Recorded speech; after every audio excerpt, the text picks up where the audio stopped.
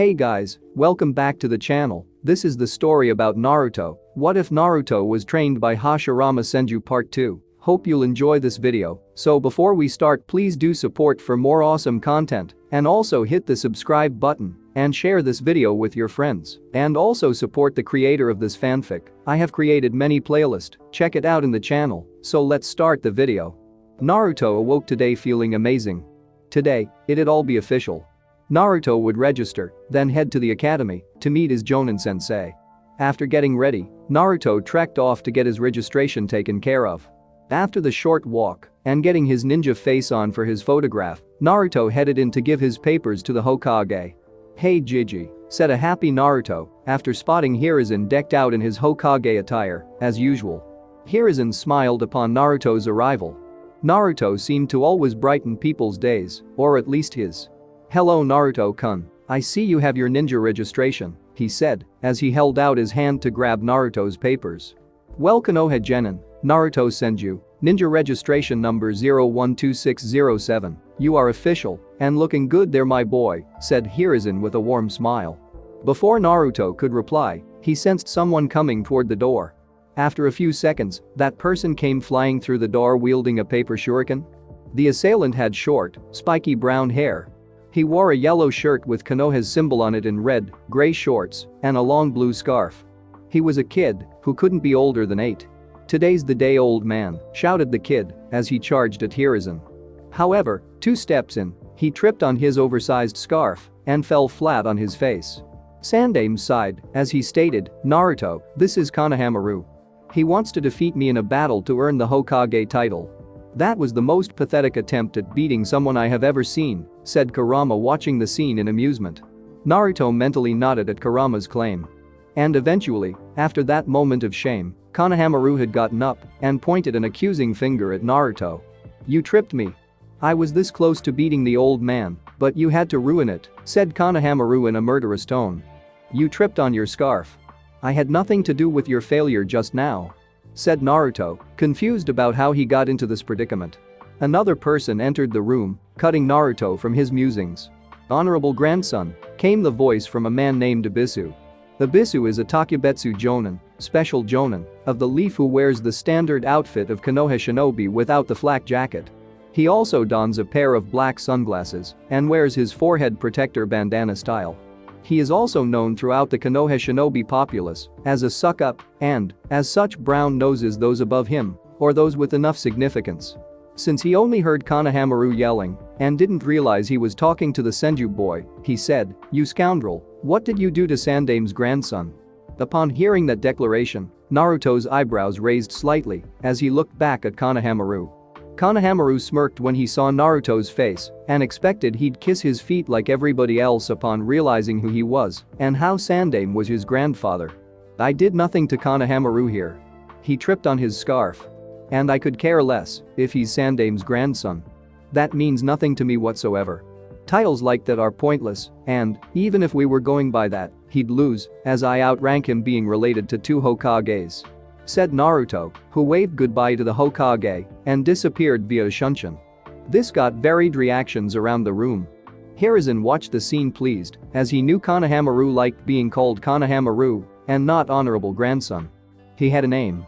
Konohamaru was staring in awe, not because of who Naruto's ancestry was, but because he called him Konohamaru, and not to mention how cool he looked vanishing like that. Abisu became shocked. If he had known it was Senju-sama he was speaking to, he would have changed what he said to him. Naruto appeared at the academy, where he trotted into his class and took his usual seat next to Sasuke. After an exchange of greetings, and since he was so early, Naruto decided to take a nap. After about 20 minutes, Iruka walked in to give out the team assignments as Sasuke woke up Naruto. "Beginning today, all of you are real shinobi. But you're still merely rookie genin, the hard part hasn't begun yet. Now you will soon be assigned duties by the village. Today, we will put you in your 3-man team and assign each team a Jonin sensei. You will follow their instructions from this point on," said Iruka with a proud smile as he gave out the team assignments. Naruto could care less about any team that wasn't his or one of his friends. So he didn't care until he heard his name called and was happy with the team. Team 7 is Naruto Senju, Sasuke Uchiha. Mentioning those two names, it seemed every girl in the room who hadn't been picked yet sat hoping for placement with the two hottest guys in their class. Sakura Haruno. Your sensei is Kakashi Haddock. Yes. Love prevails overall, said Sakura as she fist pumped the air for being with Sasuke. There were also some incoherent mumbles of bullshit, not fair, and foreheads with my man. Iruka continued after quieting down the class. Team 8 was Shino Aburam, Kiba Inuzaka, and Hinata Hyuga. Your sensei is Kurenai Yuhi. Team 9 is still in circulation, so Team 10 is Choji Akimichi, Shikamaru Nara, and Ino Yamanaka. Your sensei is Asuma Saratobi. And with that said, Iruka bid them all good luck and farewell as their senseis would arrive shortly. 2 hours later. One at a time, each jonin came to pick up their team right after Iruka finished speaking. However, it had been 2 hours, and Team 7's sensei hadn't arrived yet. Sakura was fuming at this point, wondering why he hadn't shown up. Naruto remained calm and even shut his eyes to sleep some more. Sasuke was in between each of them. He was calm like Naruto, but his eyebrow twitched every few seconds to show his irritation. I don't care if this guy's a jonin. Who the hell is 2 hours late? Shrieked a practically seething Sakura as she ground her teeth together. Naruto opened his eyes as he said, Sakura-chan. You're loud again. Sakura blushed with embarrassment. Naruto had told her she shrieked at times, and after everyone's agreement, she had begun to try to tone it down, though she still had outbursts occasionally. Shortly afterward, Naruto perked up slightly and stared at the door. A few seconds later, a man with gravity-defying silver hair came through the door. He had on the standard outfit of Konoha Shinobi, along with a face mask that covered his nose down. He also wore his headband around his forehead, though it slanted down to cover his left eye. Team 7? After a nod, he said, my first impression of you guys, you seem like a nice bunch. Meet me on the roof in 5 minutes. As he disappeared in a puff of smoke.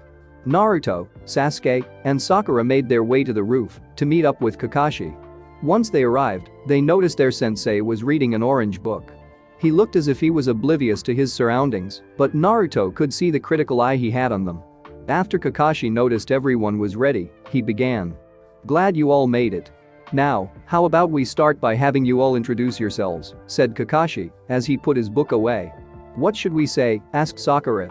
How about your likes, dislikes, dreams for the future, and your hobbies, answered Kakashi with a bored tone. Could you go first? As an example, Sakura said with a smile as an example. Kakashi let out a sigh, fine. My name is Kakashi Haddock. I do not want to tell you my likes or dislikes. Dreams for the future. I have many hobbies, said Kakashi as he pointed at Naruto to go. Naruto grew disheartened as he only learned his sensei's name, but smiled at it being his turn to introduce himself. My name is Naruto Senju. I like ramen, forests, and gardens. I dislike the 3 minutes it takes to make ramen and traders. My dream for the future is to surpass all the Hokages and protect this village. That way everyone has to acknowledge me. Hobbies? I have a bonsai tree and training, said Naruto, still smiling. He's grown up interesting. Though Kakashi. Next, said Kakashi, looking at Sasuke. My name is Sasuke Uchiha. There are tons of things I dislike and only a few things I do like. And I don't use the word dream, for I have an ambition. To revive my clan and kill a certain man, said Sasuke. Figured as much, thought Kakashi. And lastly, the girl said Kakashi to Sakura. My name is Sakura Haruno. I liked Sakura as she peeked at Sasuke. I mean the person I like is my dream for the future? Oh my. The thing I dislike is Ino Pig, finished Sakura. Typical girl her age, love over jutsu, thought Kakashi before saying, well, tomorrow marks the start of Team 7. I'll see you all tomorrow for survival training, said Kakashi. Survival training? But didn't we do enough training in the academy? Kakashi-sensei asked a confused Sakura, who also had looks of confusion from Naruto and Sasuke. This training is different. I will be your opponent, but that is not all. This is an exam in which only 9 out of the 27 graduates will pass. It has a 66% failure rate, said Kakashi with a chuckle at his genin's faces of shock. You will meet me at 8 tomorrow morning.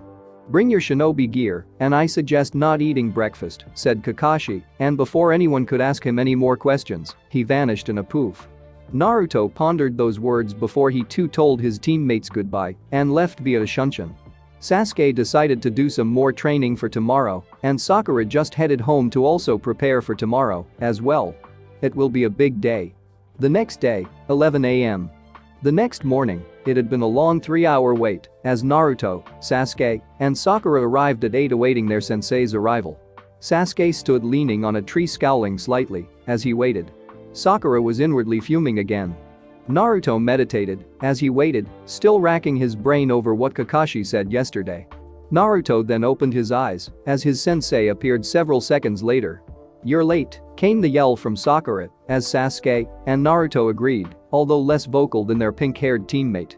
Upon noticing the questioning looks from his genin, Kakashi explained his tardiness. "I was on my way here when I saw a black cat cross my path. I didn't want bad luck, so I took a long way around," said Kakashi in a tone that seemed that he was completely honest. Sasuke and Sakura immediately recognized the horrible lie. However, Naruto immediately understood he wouldn't want bad luck either and probably would have walked around as well. "Okay, it's set to noon," said Kakashi as he pulled a clock out and sat it on one of the training posts. He then took out 2 bells and said, "Here are 2 bells. Your task is to take one of these bells before noon. Those who cannot get a bell get no lunch. Not only will I tie you to a stump, I'll eat your lunch in front of you," continued Kakashi as his 3 students' stomachs rumbled. "That's why he said not to eat," thought Naruto as he was slowly concluding today's training. "You only need 1 bell. And since there are only 2, I will tie whoever does not get a bell to the stump here. Also, that person fails and will go back to the academy. Meaning at least one of you will be going back no matter what. You may use any ninja tools you have. I recommend coming at me with the intent to kill, otherwise, you won't get a bell," said Kakashi as all of his genin got ready. After Kakashi said to start, all 3 of them immediately scattered.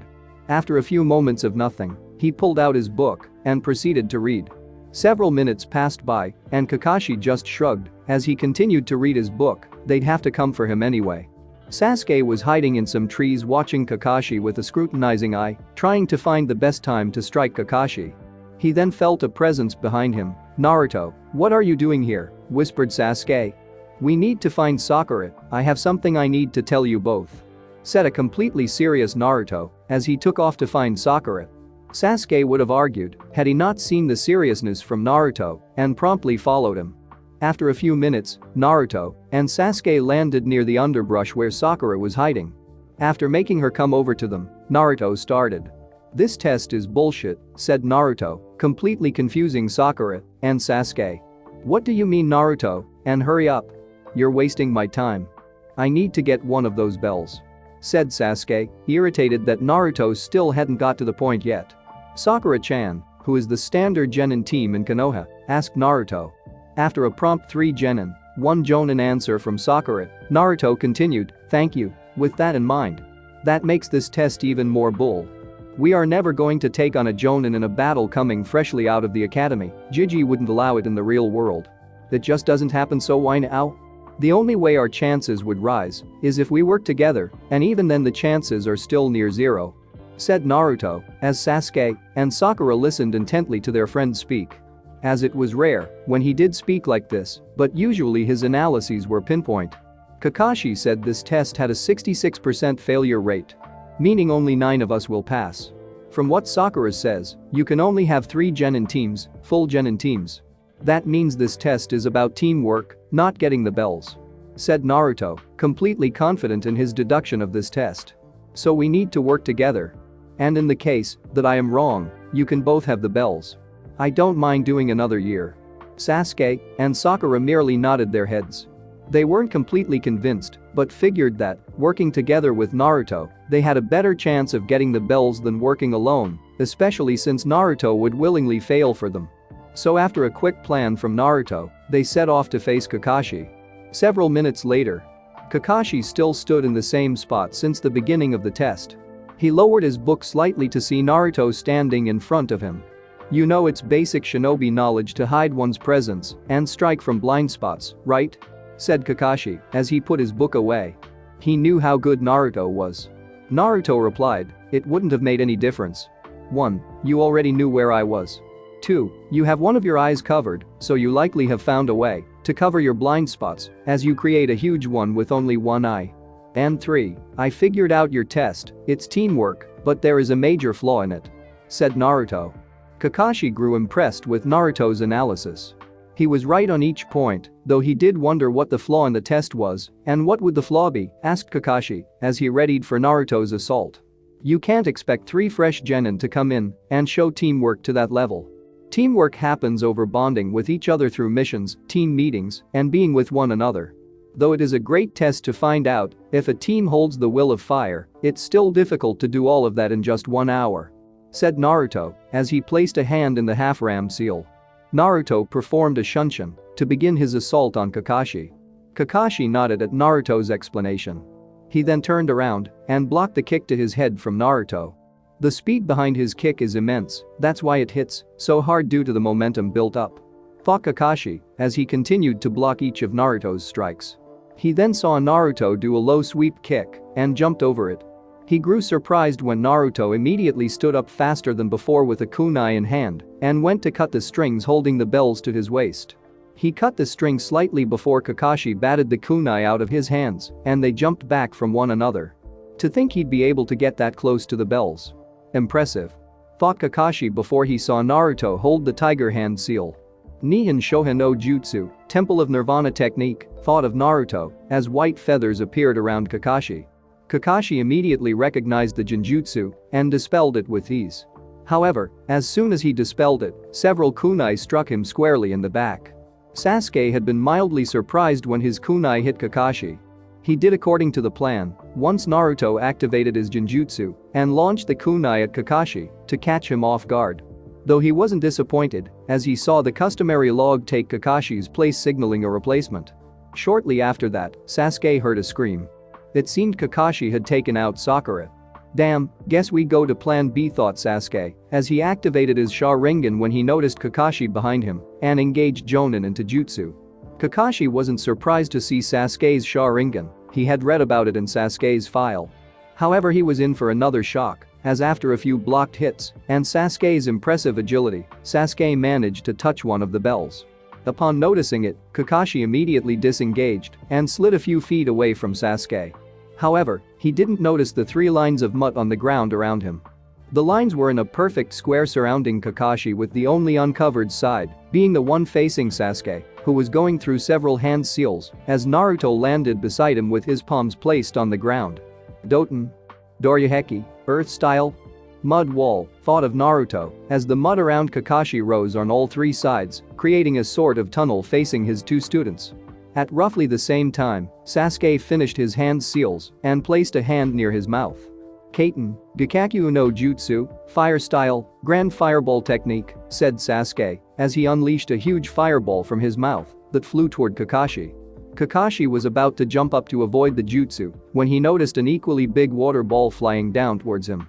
Naruto must have created that before landing next to Sasuke to activate his mud wall. Damn, that's a good combo, thought Kakashi as the area inside the mud walls exploded with steam from the fireball and water ball combination. Steam continued to rise from the impact area, obstructing the 2 genins' view. Once it cleared, they noticed there was no trace of Kakashi anywhere. Underground, thought Naruto, but it was too late as a hand grabbed him and Sasuke and proceeded to drag them both underground. Kakashi soon popped up a few feet away and smiled at the 2 heads with his lone visible eye. Doten, Shinju Zanshu no Jutsu, Earth Style, Double Suicide Decapitation Technique. That was nice teamwork from you two, a great combination. You almost had me there, but you didn't. Too bad you didn't get a bell. As I'm sure you would have been great to have on my team, said Kakashi as he then noticed Sakura charging at him. Seems Naruto must have woken her up while I was in that Taijutsu battle with Sasuke, thought Kakashi. Sadly, Sakura was way too weak to face Kakashi. However, before she got to him, Kakashi found himself in a full Nelson from Naruto. Due to the shock of Naruto's unexpected arrival, he didn't notice that the kunai from Sasuke cut off the bells.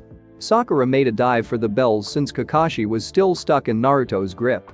It was all for naught, as the timer went off right as Sakura made it to the bells. So close, thought Naruto, as he let go of Kakashi and they all made their way to the stumps. They passed with flying colors, but why not find out to what extent, thought Kakashi, as he tied Naruto to one of the stumps.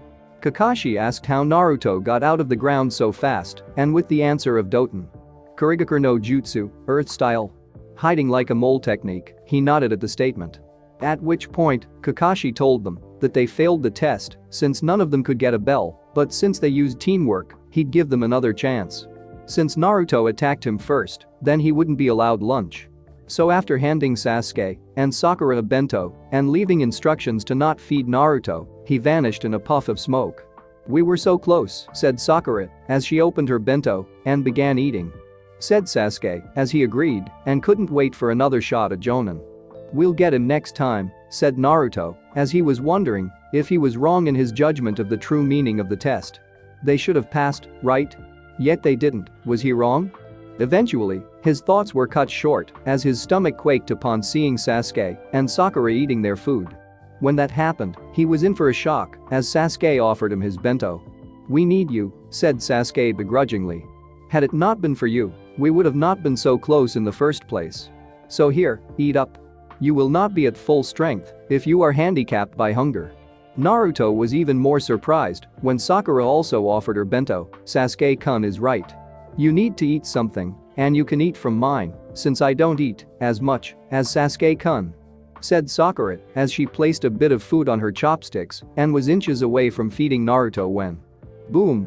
A huge plume of smoke appeared and out stepped an irate-looking Kakashi. "You dare defy my rules. I told you not to feed Naruto, yet you disobey my orders and do it anyway. What do you have to say for yourselves before I give out divine punishment?" said Kakashi as he held the ram's seal and the sky darkened considerably and lightning danced around it. Freaked out by the sudden appearance of Kakashi, Naruto shouted, "Because we're a team," and teammates looked out for one another. That's what Konoha's built upon, teamwork. "Well, if that's all you have to say, then you," said Kakashi as all the genin closed their eyes awaiting their punishment. "Pass," said Kakashi with an eye smile as the sky cleared back up. "What?" came the intelligent response from Sakura. Kakashi merely pointed to the memorial stone and stated, "Naruto was correct. This test was to find out your teamwork and willingness to work together. I gave you all a near impossible task with rules created to make you split up and work for yourselves. Had you forsaken your teammates and worked alone, you would have failed, even if you did get a bell. You all did the opposite, and that is why we are now officially Team 7. Remember these words: those who break the rules are scum, but those who abandon their friends are even worse than scum," finished Kakashi. The three genins looked on with various expressions. Sakura fist pumped at officially being a team. Sasuke merely smirked in his cool way, though you could see his excitement. Naruto, however, was crying tears of passion at the line that would forever be engraved in his heart. They were Team 7, and nothing would change that. "Now tomorrow, we will begin missions and training to work more efficiently as a team. I expect to see you guys back here tomorrow at 9 AM. Until then," said Kakashi as he disappeared again in a puff of smoke. When Kakashi left, Naruto escaped the ropes that bound him to the stump as he asked, "So you guys wanna train, since we still have a whole day left? We all need more work, especially you, Sakura. Sasuke and I are more advanced than you, and we need all the links of our team to be better if we want to be the best team possible," finished Naruto as Sasuke nodded and looked at Sakura expectantly. After a moment, Sakura agreed. She would get to spend more time with her Sasuke-kun and become a better ninja in the process since her lack of help against Kakashi-sensei was eye-opening. Time skip 6 weeks later. D-rank missions, chores if you ask Naruto, were horrible. Team 7 had done 48 D-rank missions in the past 6 weeks, from walking dogs and painting fences to catching the elusive Tora, pet cat of the Fire Daimyo's wife. In those 6 weeks though, Team 7 held many training sessions together. Usually 3, sometimes 4 times a week outside of missions and teamwork training with Kakashi. Naruto stayed relatively the same, steadily trying to increase the speed of his Shunshin and master his ninjutsu arsenal.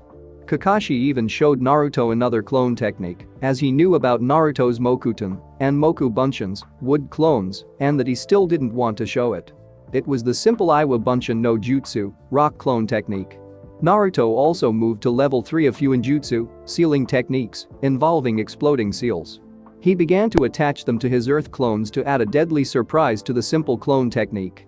Sasuke added a few more fire jutsus.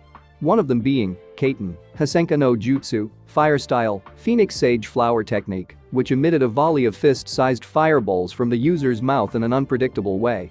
He also added the powerful Kaiten, Ryuka no Jutsu, Fire Style, Fire Dragon Technique, which creates a powerful stream of fire from the user's mouth that takes on a dragon's appearance.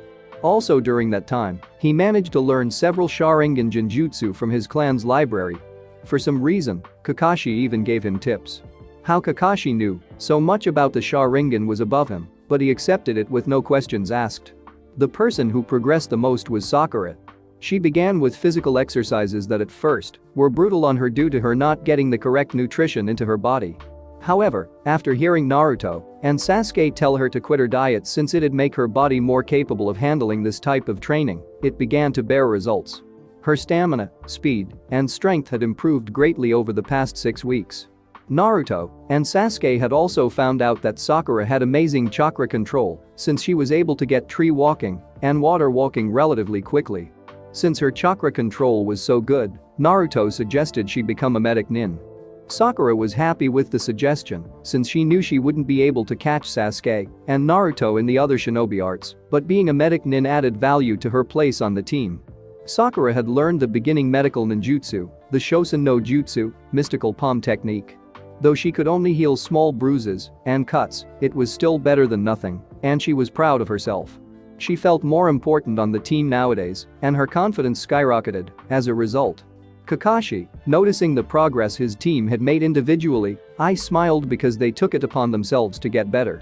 As such, he was more than happy to give out tips to help them. Due to them blossoming so well, he decided they had enough of D ranks, and it was now time for their first C rank. It was a simple bodyguard duty to escort Tazuna, a bridge builder who lived in Wave Country, back to Wave Country and guard him while he finished a bridge. It was more than easy enough for his team to handle, and tomorrow they would set out on their first C rank. It was a bright and sunny day as 5 people were walking down a road. Those 5 people were the 4 members of Team 7 and their client.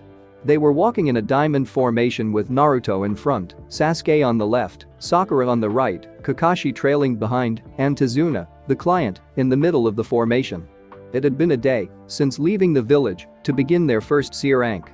Normally the trip to Wave would be less than a day, but with Tazuna being a civilian, they had to travel at his pace. The group walked in relative peace and silence until Naruto tripped a bit. After a light chuckle at Naruto's misfortune, Sakura posed a question. Tazuna-san, you're from a Wave Country, right? After a grumble of what about it? Sakura turned to Kakashi and asked, Kakashi-sensei, do they have ninjas in Wave Country? No, not in Wave Country. Though their culture and customs differ, hidden villages do exist, and, as such, other ninjas, as well. Said Kakashi, as he patted Sakura's head, messing up her perfectly groomed hair. Don't worry, there isn't any ninja combat on a C rank mission. As the group walked past a puddle in the road, Sakura visibly relaxed upon hearing that. She may have gotten stronger and better as a ninja, but she was still a little scared to face an enemy ninja. Her relaxed state changed immediately when she heard. One down.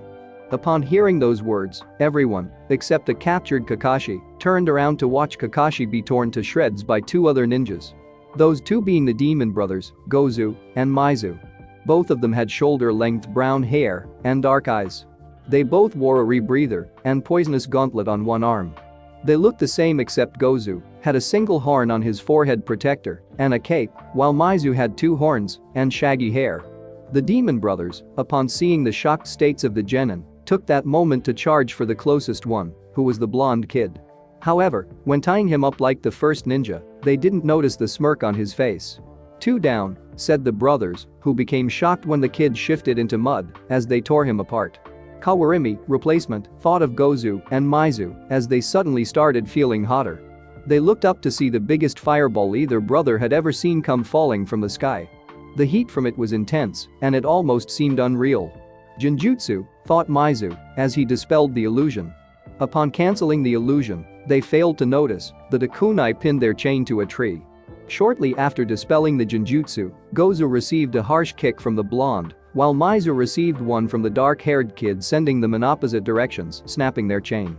Despite the kicks, the brothers recovered fast enough and decided to take out their target as fast as possible and set off to deal with him. They met with the pink-haired girl, and their target was Tazuna. However, when striking the two, they were just clones. Duped by some brat. Before anyone could move, Kakashi appeared and had gotten both Gozu and Maizu trapped under each arm. Great job, team, you all handled that perfectly. Nice Meijin, Jigoku no Jutsu, Demonic Illusion, Descending Hell Technique, Naruto. Sasuke, excellent work on breaking their chains with that kunai. And Sakura, way to get the VIP out of harm's way and even trick the enemy. Great work, my cute little genin. Tazuna, we need to talk, said Kakashi as he tied Gozu and Maizu to a tree that Sakura and Tazuna had come out from behind. These are Chunin-level mist ninjas, said Kakashi before Gozu interrupted him. How did you react so well to us? Asked Gozu. My team and I could have killed you immediately, as we knew you were there for a while. First of all, Naruto, the blonde, is a censor. When he tripped, he secretly signaled to us where you were. And even if Naruto wasn't, it hadn't trained in days. So on a nice day like this, there wouldn't be a puddle on the ground, said Kakashi as he leveled a one-eyed glare at Tazuna. We didn't kill them because I wanted to find out their target. Care to explain why two Chunin are trying to kill you? Our mission dictates protecting you from thugs and thieves. Ninjas are a B rank mission at least. Looks like we'll have to return home, this mission is out of our scope. Finished Kakashi as he walked over to his team. Wait, said Tazuna in a pleading voice. I'm sorry I deceived you all, but I had no other way to get protection. Our country is very poor, and, as a result, I can't pay for anything over a C rank. As I said before, I'm a bridge builder who's now building a bridge that'll connect Wave to the mainland. Because that'll keep us away from the shipping industry's monopoly and Gato. Gato is an evil man who has a stranglehold on the economy of Wave by controlling the shipping industry and raising costs for those trying to move products. He makes life hell for anyone in Wave because of it. Please, I beg of you, please help me, because, without that bridge, things will only get worse. Kakashi looked indifferent at Tazuna's plea. Sasuke and Sakura felt bad for him, but Kakashi-sensei did say it was too difficult for them. Naruto was sobbing anime tears after Tazuna's plea. Naruto couldn't help it. The other three members of Team 7 had gotten used to Naruto's affliction. He was a sucker for sob stories and even Kakashi's excuses for being late. How is Naruto so strong? Thought Sasuke as he looked at Naruto crying his eyes out. Before Kakashi could stop him, Naruto spoke with conviction when he said, "Don't worry, old man, we'll continue the mission. We'll kick Gato's ass, save your country, and look awesome while doing it, or my name's not Naruto." Tazuna looked hopeful after hearing Naruto speak. Kakashi just let out a sigh. They could have gone home and done something else. But since Sasuke and Sakura looked more into continuing, he kinda had to go now. Well, it seems we are going, but I expect full payment when you get the necessary funds for whatever the mission ends up being, understood? Said Kakashi to Tazuna. After a thank you and a yes from Tazuna, Team 7 continued their now B-rank mission. Several hours later, Team 7 and Tazuna had finally hit the home stretch of their journey. After crossing a huge body of water and Tazuna's slightly built bridge, they were nearing Tazuna's house. However, Naruto sensed a presence to the left and immediately flung a kunai directed toward it. Kakashi, who had felt the same thing, went to investigate. Upon noticing a snow rabbit, Sakura hounded Naruto for almost killing the cutest rabbit ever. Naruto immediately fell into a depression from Sakura's scolding. While that was going on, Kakashi realized that the bunny was a replacement and was on high alert. "Get down," said Kakashi as Naruto grabbed Sakura before ducking. Sasuke grabbed Tazuna and brought him to the ground as Kakashi ducked his head. Had they been a second late, a large, spinning sword would have cut them in half. The sword continued over their heads as it smashed into a tree. Suddenly, a man appeared standing on the handle of the sword, looking down on the group. This man was tall and had a muscular frame with pale skin. He had short, spiky black hair, brown eyes, and small eyebrows. Bandages covered the lower half of his face like a mask. He wore his forehead protector sideways around his head and was shirtless with only a belt around his chest that held his sword on his back. He also was wearing baggy pants with the striped pattern typical of Kurigakure and mimetic wrist warmers extending up to his elbows with matching leg warmers. The man then said, "No wonder the demon brothers failed, they were facing the copy ninja, Kakashi Haddock, also known as Sharingan no Kakashi." Sharingan no Kakashi? Does that mean Sasuke thought as he saw Kakashi stand up? Zabuza Mamachi, also known as the Kurigakure no Kijin, demon of the hidden mist, said to Kakashi as if he was uninterested in him. "Well, I have to ask, what do you want?" "Nothing too big, just the old man's head." "If you give him up, I won't kill you all," said Zabuza with an equally as carefree tone. Kakashi raised a hand to his forehead protector as he said, "Protect the bridge builder with your lives. Form a manji formation around him and don't join this fight as it's out of your league, he's a jonin just like me." Finished Kakashi as he did as instructed with Naruto in front, Sasuke on his left, and Sakura on the right. "I believe I'll need to use this against you," said Kakashi as he lifted his forehead protector to show a 3-Tomo Sharingan in his left eye. This got varied reactions. Sakura was wondering if Kakashi was an Uchiha. Naruto deduced that Kakashi had it all along since he could give tips to Sasuke about it and wasn't shocked at the revelation. Sasuke was an internal wreck. How did Kakashi acquire a Sharingan? He was no Uchiha. He shouldn't have that it's a birthright. Sasuke had some questions for Kakashi. "Oh, the Sharingan so soon, I'm honored." "Well, let's get to this," said Zabuza as he vanished to appear on top of the lake with his huge sword in tow. He landed with his left hand extended upwards while holding a half-ram seal with his right hand. "Kurigakure no jutsu, hidden in the mist technique," said Zabuza as a heavy mist blanketed the area. The mist was so thick that it hid Kakashi from his genin. 8 choices: liver, lungs, spine, jugular vein, carotid artery, brain, kidneys, or heart. "Which do you want to die by?" said Zabuza with a disembodied voice that seemed to come from every direction. Everyone in the area immediately reacted to Zabuza's killing intent as it placated the area. Tazuna nearly crapped himself. He was Zabuza's direct target and only a civilian, not trained to handle fear like a ninja would be able to. Sakura grew scared out of her mind but believed that Kakashi-sensei would save them. Naruto seemed calm on the outside but inwardly he was sweating slightly. Sasuke seemed the most panicked. Zabuza's killing intent brought back memories of Itachi and that night. He even pulled out a kunai to end it before Zabuza got the chance. "Don't worry, Sasuke," said Kakashi with an eye smile as he put his hands in the ram seal and a shroud of blue chakra surrounded him. That maneuver cleared the area around him in a 15-foot diameter, clearing the mist from his team so they could see him. "I promise to protect you guys with my life. Nothing bad will happen." "Sure about that?" questioned Zabuza in the middle of the manji formation. He was ready to sever all the heads of everyone in the formation until Kakashi immediately stopped him with a kunai to the stomach. Zabuza became shocked for a second until he turned into water. "Mizu Bunshin, water clone," thought Kakashi in a panic as Zabuza appeared behind him and promptly sliced him half. Zabuza's grinning face didn't last long as he realized he had sliced Mizu Bunshin. "It's over," said Kakashi as he readied to slit Zabuza's throat with a kunai if he moved. Kakashi wasn't ready for another Zabuza to appear behind him and the one in front of him to dissolve into water. "I'm not that easy to take down," said Zabuza as he swung to cleave Kakashi in half. Kakashi ducked the swing and put his hands up to block the follow-up kick from Zabuza that sent him sailing into the water. Zabuza smirked when he realized Kakashi was staying in the water and performed a shunshin to appear above him. "This water is so heavy." "Oh no," thought Kakashi urgently, but it was too late. Zabuza had already completed the hand seals for his jutsu, and Kakashi found himself trapped in a sphere of water. "Suiton, Suro no Jutsu, water style, water prison technique," said Zabuza, creating a dome of water that immobilized Kakashi completely. Zabuza then created another water clone as he looked at the remaining people. "Kakashi, I'm going to allow you to watch me kill your students and client before I kill you," stated Zabuza as his clone stalked toward the genin slowly. "Run. Get out of here. Leave me, protect the client," said Kakashi before Naruto interrupted him. "Why should we run?" said Naruto as he readied to fight. "First of all, the first thing you taught was to never abandon your comrades. I am not worse than scum. And secondly, if we ran, what's to say a Jonin wouldn't find us, so we'd have to deal with him anyway. So, why not fight him now?" "Sakura, stay with Tazuna." "Sasuke, you ready to do this?" said Naruto, as Sasuke activated his Sharingan, signaling he was ready.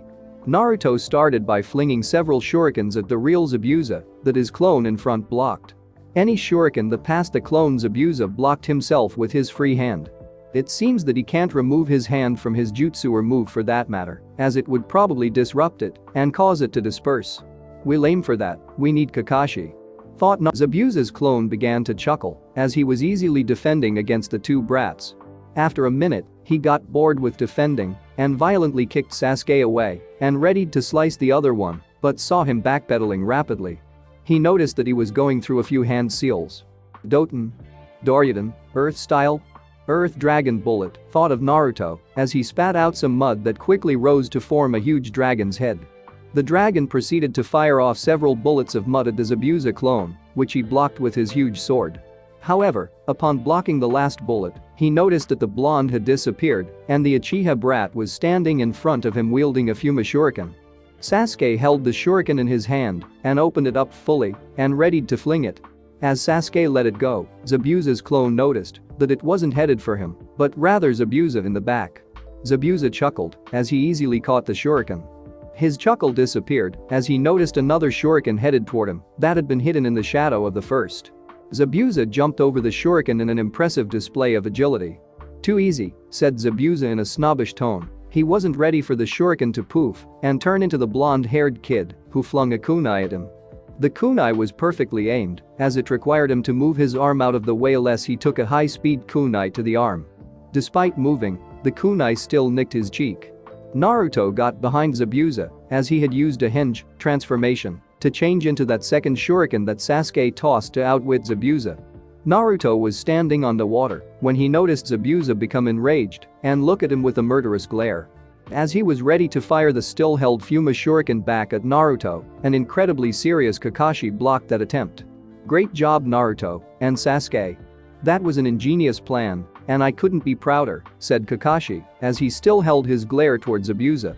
"Heh, I got distracted and let go of my jutsu, big deal," said Zabuza trying to downplay that two genin outwitted him. "Don't flatter yourself, you were forced to drop it," said Kakashi as he batted away the shuriken in Zabuza's hand. Zabuza jumped away from Kakashi, who mirrored him, and went through a plethora of hand seals that Kakashi was executing at the same time and speed of him. They even shouted Suiton. Suryuten no Jutsu, water style. Water Dragon Bullet technique at the same time as two huge water dragons appeared and cancelled each other out when they clashed. How did that happen? The Sharingan allows the user to copy and recreate what the other is doing, but we finished at the same time. What's going on, thought Zabuza as he went through a few hand seals for another jutsu, but stopped when he noticed himself standing behind Kakashi. What? Zabuza thought when he saw Kakashi go through hand seals for the jutsu he was about to use. Suiton, Daibakufu no Jutsu, water style, great waterfall technique, said Kakashi as a huge torrent of water crashed into Zabuza and sent him careening into a tree. As soon as he hit the tree, 4 kunai from Kakashi pinned Zabuza's arms and legs to the tree. "How are you doing that, can you?" said Zabuza before Kakashi interrupted him. "See the future." "Yes, and your future is death," said Kakashi as he walked over to Zabuza to finish the job, but 2 senbon needles struck Zabuza before Kakashi could get to him. "You were right," came the voice of a hunter nin that suddenly appeared. "He is dead, and I thank you for weakening my target as I've chased him for a long time." The hunter nin grabbed Zabuza's arm and placed it over his head. "Allow me to dispose of this body elsewhere so your genins don't have to watch," finished the hunter nin as he disappeared in a swirl of mist. "Well anyway," said Kakashi back to his bored, uninterested tone, as if he just didn't fight to the death just now. He covered his left eye back up and said, "Tazuna, we're almost to your house, right?" After a nod from Tazuna, Kakashi gave an eye smile and finished with, "Great. Naruto, you're on duty." Naruto looked confused at first until he saw his sensei collapse. Sakura ran over and performed a diagnostic jutsu. She determined that he was only experiencing chakra exhaustion and that he'd be fine in a couple of days. With that, Naruto picked up Kakashi piggyback style and they continued on their way to Tazuna's house. Eventually, right before they made it, Naruto voiced his concerns. "Zabuza's still alive." Arriving at Tazuna's house that night, Team 7's exhaustion was clear from today's events. Tazuna's house had him his beautiful daughter, Tsunami, and his young grandson, Inari, all in the same tiny home. His home was very warm and inviting as they all rested for the night after their long day of traveling and fighting. The following morning, Kakashi was left at home to recover from his chakra exhaustion. Upon awakening, Kakashi confirmed Naruto's concerns about Zabuza being alive. Though Kakashi assured Naruto it would take Zabuza at least a week to recover from his injuries given during their fight. So for the day, the rest of Team 7 followed Tazuna to the bridge to protect him. It was an uneventful day until that night back at Tazuna's house during dinner. "You're all going to die, you know," said Tazuna's grandson in a matter-of-fact tone. The comment came out of nowhere, and everyone in the room became surprised by his sudden announcement. Naruto was the first to respond. "No, we're not. I'm too awesome to die before becoming Hokage, and so is my team. Gato's going to murder you all for trying to stop him. Just like Kaiza," shouted Inari as he teared up, remembering Kaiza, the first to stand up to Gato, and was killed for it. "No, I doubt it very seriously. We'll protect your grandfather with our lives. Just you watch, kid," said Naruto with a smile, which also got a smile from Tazuna. "Stop smiling. You don't know what pain is. You don't know suffering. You've probably lived a cozy life in that ninja village of yours," said Inari as he gasped, seeing Naruto's happy demeanor do a 180. "Listen, so what? Your life is bad now. Get over it. People have had it worse. You still have a mother and grandfather who love and take care of you. A warm house to live in and a meal every night. You have no clue what it's like to suffer." The stark shift in Naruto was mind-boggling to everyone there. He was normally such a pleasure to be around, but currently was cold and apathetic. "I know a guy who lost his whole family in one night to his older brother, whom he admired. He was only 6. There's also a guy whose entire village hated him for something out of his control, where his existence has been ignored since being born. But you know what? They didn't mope all day long. They got up and did something about it so they can move forward in their lives." Naruto then put his utensils down as he stood up from the table. "Sensei, I need to blow off some steam, I'll be in the forest training." Naruto vanished in a puff of smoke as he left the home. It was quiet for a few moments after he left until Sakura spoke up. "Kakashi-sensei, the first person Naruto was talking about was Sasuke-kun, right? Who is the other one?" "The other one is Naruto." "What? He always seemed so happy. How could he have had a terrible life like that?" "Indeed he was, Sakura. Naruto had a pretty rough life until the Hokage personally stepped in. He's done so much to gain the village's love, but it's hard to change people's viewpoints. Naruto can change a person's viewpoint easily, but people are a different story. Maybe one day that will change. Though it has gotten better in recent years," said Kakashi as he wanted his genin to wonder what it was. What would Naruto be hated for? Thought Sasuke, as before he remembered to ask Kakashi about his Sharingan. Next morning, with Naruto. The following morning was absolutely beautiful in Wave Country. Naruto had stayed out all night and fallen asleep from his training session. He was snoring heavily as he laid sprawled out on the forest floor. An extremely beautiful girl in a pink dress with long black hair and chocolate brown eyes walked into the clearing Naruto was occupying. Upon noticing Naruto snoring, she decided to wake him up. That almost proved fatal as Naruto woke up and pinned her down underneath him with a kunai at her throat. "Oh, I'm sorry, I didn't mean to attack you. It's just that this country has a bad crime rate," said Naruto with a smile as he put his kunai away and removed himself. "Such pretty eyes," thought the girl before noticing his hand out. She took it and was helped into a stand. "Oh, it's fine, I understand completely. Wave is a pretty violent place. My name is Haku, nice to meet you." "Naruto, a pleasure to meet you, Haku. What are you doing here all alone? You said you knew how dangerous this place was," said Naruto, confused at the girl's logic. "Oh, my friend needs medical attention, and there are some herbs around here that can help him. Want to help me pick them?" asked Haku with a small smile. "Of course, just tell me which ones, and I'll get them for you," said Naruto, reciprocating the smile. Haku pointed out a few plants as Naruto began to grab them and place them in Haku's basket.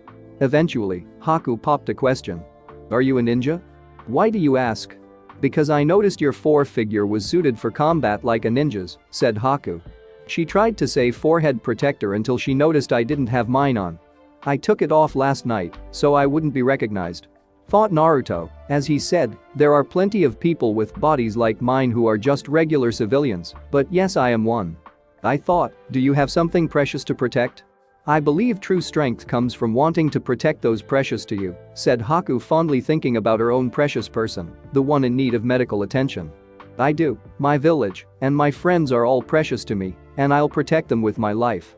But you should know something, Haku. We have to face an extremely powerful foe named Zabuza. He's trying to kill us," said Naruto, as Haku gasped, "But don't worry. We already found him, and my team is about to kill him now," said Naruto, as he was watching Haku with a critical gaze. Upon seeing Haku stiffen slightly, Naruto knew he had her. "I wish. If only it were that easy," said Naruto, as Haku relaxed at the news. "True, Naruto-kun. Thank you for your help, but I need to get this back to my friend," said Haku with another smile. Before fully disappearing, Haku turned around and said, "Oh, and by the way, I'm a boy." Naruto never even reacted to the shocking news, as he said, "No, you're not. I'm a ninja. I noticed you have chest bindings to hide your figure. Let's not forget when we first met and I had you pinned underneath me. My leg was in your business. Either you have a weird boy part or that was a lady part I pressed into," said Naruto, still smiling. Haku had the decency to blush upon realizing that they were that close at first. "Seems I can't fool you. Either way, I need to go now. I hope to see you in the future, Naruto-kun," said Haku, as she began walking away again. "Tell Zabuza I said hi," said Naruto. Haku is frozen in place. "I know you're that hunter nin. You fooled us all back there with that trick. I could have killed you earlier with that kunai and been done with it, but I didn't want to kill such a beautiful girl like yourself. Especially when I can't sense your want to kill me or my friends, even when I said we killed Zabuza. So please don't ruin this chance, don't come back for the old man, and that'll be the end of it. We could even become friends," but Naruto said, as he took on a more serious face. "If you come to kill the old man or my friends again, you or Zabuza, I will not hesitate to beat you to a pulp," said Naruto, as he walked away. Haku stood still. Naruto figured everything out in just a few minutes. He had easily deduced who she was and everything. He could have killed her when he first pounced on her, and there was nothing she could have done about it. Figured out she was a girl, sensed her lack of wanting to kill someone. Her clever cover blew after a few seconds of meeting him. She had to tell Zabuza about this troubling news. 6 days later. The week had passed with no incidents. Kakashi had recovered a few days ago and began accompanying his genin to the bridge. Today would be the day that Zabuza would strike. However, Naruto wasn't there. Naruto had asked to stay home as he thought Gato would attack the tsunami to get to Tazuna. Naruto was proven right when he heard a scream and immediately set off to find out why. Naruto landed atop a building. Upon looking over the building, Naruto saw Tsunami tied up by a rope and Inari being held down by a tall man. That man was carrying a sword and another accompanied him, also carrying a sword. Naruto deemed it necessary that he should take care of this as fast as possible before something bad happened. Naruto placed his hands in the tiger hand seal and thought, Nihin Shohan no Jutsu, Temple of Nirvana technique. The thugs were laughing as it was too easy to take the bridge builder's family. Even those ninjas would stop when they noticed the hostages. Their laughter ended with a yawn when they began to notice white feathers floating down. They looked confused for a second until they both passed out into a deep slumber. Tsunami and Inari grew confused. What just happened? Why did those goons just fall asleep? Their questions were answered when Naruto landed in between them. Told you I'm awesome. Now I have to go help my friends as they will need me, said Naruto as he went through 4 hand seals and ended in the ram seal. Iwabunshin no Jutsu, rock clone technique, said Naruto as 4 pieces of rock peeled off Naruto's body and formed into 4 Narutos. My clones will keep you safe until it is all over. Inari, if they need it, help protect your mom. It's time to stop moping, you need to become the next Kaizo around here, said Naruto as he vanished with a shunshin, leaving only an afterimage behind. Tazuna's bridge. At the bridge, a battle had broken out almost as soon as they arrived. Kakashi had gone off to face Zabuza. Sakura was left guarding Tazuna as Sasuke was dismantling the hunter nin into jutsu. He had a clear advantage in that aspect with his Sharingan. You're good and fast. Your eyes allow you to adjust perfectly in the middle of a battle, impressive. However, I wonder if your body can keep up with my true speed. said the hunter nin, as she placed her hands in a unique hand seal. A thin sheet of ice appeared in between Sasuke and the foe hunter nin, as she said, Makyo Hyasho, demonic ice mirrors. Sasuke soon found himself trapped in a dome of 21 identical ice mirrors. He then saw the hunter nin step into one of the mirrors and appear in all the mirrors. After a moment, Sasuke had to dodge a barrage of senbon needles. Sasuke still managed to get hit by several senbon though, 2 in the shoulder and 4 in his leg. Sasuke stood up and determined that fire trumps ice, so he was going to melt the mirrors. Kaiten, Gakakyu no Jutsu, fire style, great fireball technique, said Sasuke as he sent a huge torrent of fire into one of the mirrors. He became surprised when the mirror was only lightly melted at the corners though. The mirror then regenerated right before his eyes. That level of jutsu will do you no justice here, said the hunter nin as she pulled out more senbon to toss at Sasuke. I need to end this fight quickly. This jutsu is very chakra taxing and he already proved he can keep up by dodging that first attack. Before I get tired and slow down, I need to put him down, thought Haku as she was ready to end Sasuke. Haku fired an unavoidable amount of senbon at Sasuke that would surely finish him. I'm sorry Naruto-kun, but I follow Zabuza-sama's wishes, thought Haku sadly as she knew Sasuke would meet his end. That was all for naught as a flash of yellow appeared in her ice mirrors. Naruto appeared with his hands clasped together as he thought, Futon. Datapa, wind style. Great breakthrough. A sudden gust of wind appeared and blew all the senbon away. You okay Sasuke? Asked Naruto with his eyes locked on Haku. Or at least her reflection, said Sasuke as he continued with, these mirrors are tough. My fire does not affect them. We might have been able to break one if you had stayed outside, but it's too late for that now. She's too fast to let you out of here without a fight. Hello, Naruto-kun. It seems your arrival is very untimely, but you're in my domain now, and here I reign supreme, said Haku as she continued to send out senbon after senbon. Naruto and Sasuke were dodging them with ease as Haku had to split up her targets. Eventually, Naruto got tired of dodging and decided to end the fight. Haku, it's over, said Naruto as he flared his chakra. The effect was instantaneous. The area inside of Haku's jutsu cracked, as well as the mirrors. All the fighting stopped immediately at the display of raw power. Sakura was feeling the sheer power behind the chakra and hoped it was on her side as she couldn't see through the mist. Kakashi and Zabuza both stopped at the feeling of the chakra. Kakashi grew scared thinking the Kyuubi was breaking out. That turned into awe as he realized it was only Naruto. Zabuza grew concerned for Haku inwardly. He knew Haku wouldn't be able to handle such power, he was doubting if he could. Sasuke stared in disbelief at Naruto. He had never seen this from Naruto. After 3 years of training together and being friends, Naruto still had tricks.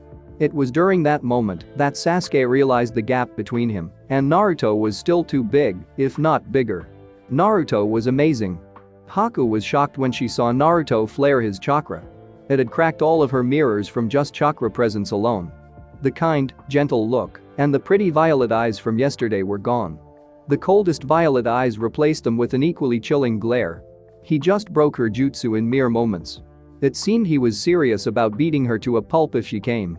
Sasuke shot a fireball at 10 o'clock, said Naruto, as Sasuke flew through the hand seals and breathed out another huge fireball without hesitation. Haku knew that even in their cracked state, her mirrors could withstand Sasuke's attack. She wasn't ready to see an entire corner of her dome obliterated by Sasuke's jutsu. How shocked, Haku asked. Kaiten. Chashinsei, fire style. Supernova, it's a beautiful collaboration of Sasuke's fireball and my great breakthrough.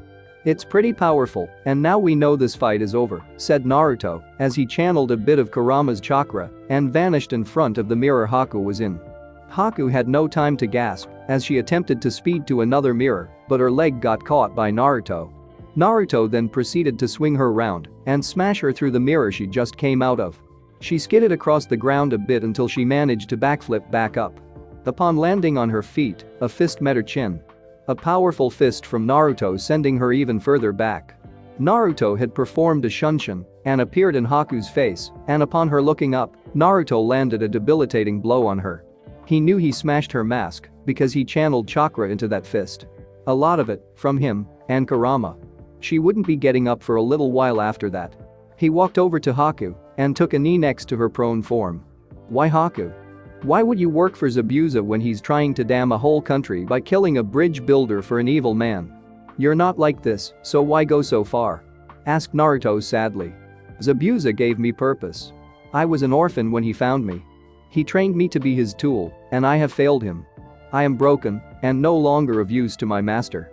I cannot further aid my master in his goal of taking down Karigakur's Yonde Mizukichi to keep him from killing off all the bloodline users in my home. Zabuza isn't that bad to do that, Naruto-kun. Zabuza-sama feels his home is more important to him than this country's. I'm sure you'd do the same for Konoha. Said Haku, as she then looked up at Naruto with a pleading look. Please kill me. Naruto grew shocked to hear what Zabuza's real goal was. Naruto thought Zabuza was just out to earn some money and didn't care about the people he affected by doing so. But after hearing Haku's answer, Naruto found a solution to solve all of this. No, Haku-chan, I can't kill my friends. Besides, if you died here, you'd never get back to helping your homeland with Zabuza. Now get your pretty little buns up, we have to go save your sensei before Kakashi kills him. Said Naruto, as he offered Haku a hand. Haku was speechless as the kind, gentle eyes she had met came back again. Her body felt rejuvenated after looking into them. Haku took Naruto's hand, blushing slightly from Naruto's warmth, and set off with him to find Zabuza. Sasuke stood in disbelief. Was I just forgotten? How the hell does Naruto know that Hunter Nin's name? And she's a girl. I would have been defeated by a girl if Naruto hadn't come? I need to train harder, I won't let Naruto stay so far ahead of me. Thought Sasuke. With Zabuza and Kakashi. Kakashi had just trapped Zabuza in an awkward position. Zabuza had 9 dogs attached to him all over his body and was at Kakashi's complete mercy at the moment. Kakashi had just told Zabuza about showing him his only original jutsu when a yellow flash appeared in between them. Yo sensei, said Naruto as Haku appeared a few moments after him. Hello, Naruto. It seems you've reached a compromise with Zabuza's help. Care to explain? Said Kakashi as his dogs still held firm to Zabuza. Naruto replied, well, I came in to save Sasuke, though I'm sure he could have won if the match lasted longer. I defeated Haku and she told me about Zabuza's goal. Zabuza's actually fighting for a good cause. He wants to end the reign of the Yonde Mizukichi. Finished Naruto as Kakashi looked incredulously at Zabuza. I thought he was just doing this for money, it seems Zabuza does fight for good. Thought Kakashi. Even though he thought that his dogs were still holding down Zabuza. So what are you saying we should do, Naruto? Asked Kakashi. I say we let them go after Tazuna completes the bridge. Killing them now would be unnecessary, as it's clear they can't defeat us, said Naruto, as he trailed off when he felt over 250 chakra signatures approaching the bridge. Haku and Zabuza stared at Naruto until Kakashi said. Sensor. Must feel someone coming. Upon hearing that, Zabuza and Haku both looked in the direction that Naruto was. About a minute later, a group of about 250 people appeared with a short man in front clapping. Gato, what are you doing here? Said Zabuza, still with Kakashi's ninja dog pack on him. It seems the demon of the mist was a farce in the end. I knew you couldn't complete the mission. And even if you had, I would have killed you anyway. What do I look like paying a punk like you? So I waited until you all tired yourselves out, and now I'm going to have my men dispose of all of you, including the bridge builder. Said Gato, as he laughed. It seems we are no longer enemies, Kakashi, said Zabuza, as Kakashi nodded, and his ninja dogs dispelled in a poof. Zabuza was still pretty roughed up though, and couldn't use his arms at the moment. He looked at Naruto and said, hey kid, spare a kunai? Naruto looked at Zabuza for a moment until he said, sure, as long as I get to use your sword. Zabuza chuckled at Naruto's naivety. He wouldn't be able to pick up that sword, and even if he could, he wouldn't have the strength to use it. Sure, whatever kid, I just need it back after we're done, said Zabuza, as he caught Naruto's kunai in his teeth. Kakashi lowered his headband back down, as he wouldn't need it for this fight. Haku also stepped up by Zabuza's side, as she was willing to take out a few. Sasuke appeared on Kakashi's side, as well, believing he might, as well take his frustration out on something, and Gato brought the perfect opportunity. In the middle, wielding the Kubikirabacho, decapitating carving knife, was Naruto. Naruto had to channel some of Kurama's chakra to augment his strength, just so he could wield it. It felt so good in his hands. Looking to his right and seeing Zabuza and Haku, then to his left to see Kakashi and Sasuke, Naruto smirked. Let's go wild. 2 days later. How did Zabuza kill most people, and even Gato with no arms? That's outrageous, said Naruto, as he was reminiscing about the battle at the bridge a few days ago. I'm good like that, kid, I'm good like that, said Zabuza. Well, Kakashi, it seems me and Haku are done from doing this type of business. Maybe we will go and see how Kiri is doing since it's been almost a decade since I left. The Bloodline rebels may have an organized front we can join. Kakashi nodded, as he had heard all about Kiri's internal issues. Until next time, Zabuza, hopefully on friendlier terms, said Kakashi, as he waved goodbye. Zabuza then turned to Naruto and said, kid, you could have let us be killed. But you didn't, and for that I say, you suck, as a ninja. Said Zabuza, as he looked shocked to see Naruto slump over and fall into a terrible depression. Could this kid not take a joke? But you're a hell of a person, and I'm glad to call you a friend. Thank you for giving us the chance to live. Maybe one day I'll teach you how to use a sword. Just ask, and I'll try to arrange something. Until then, don't be such a punk ass. Said Zabuza, as he fist bumped Naruto. Naruto-kun. Thank you so much, I don't know what would have happened. I could have died, Zabuza-sama could have died. But none of that happened, because you're such a forgiving person. Thank you for the chance we didn't deserve. I hope to see you in the future sometime. Said Haku, as she got bold and hugged Naruto. So warm, thought Haku. And I am the same. See you later, Haku. And kick some ass in the war, said Naruto, as they broke apart and waved goodbye. As Naruto watched them walk away, he turned around to see his team halfway down the path already. Guys, wait up. My team shows me no love, said Naruto crying, as he raced to catch his teammates. As he was trying to reach his team, Naruto didn't get to hear the naming of Tazuna's bridge. The Great Naruto Bridge, in honor of the most recent hero of Wave.